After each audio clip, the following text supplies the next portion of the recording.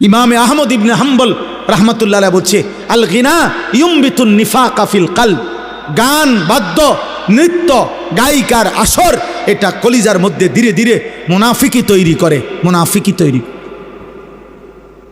এজন্য নওজোয়ান ভাই, এমন হায়াত নষ্ট করো না, এমন রাত শেষ করো না, এমন জীবন নষ্ট করো না। আরেকবার দুনিয়ায় আসবা না আব্বা, আর কোনো দিন না।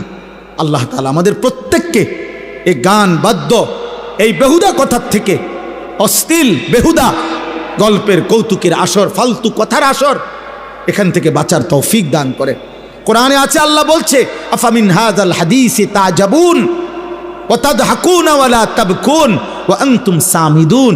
আল্লাহ বলছে, এই নাফরমান আমার বন্ধু মক্কার গলিতে গলিতে আমার কোরআন পড়ে, আর তোরা আমার কোরআন শুনে হাসো আর গান শুনো, ওয়ালা তাবকুন, তোমরা চোখে একটু পানিও পড়ে না।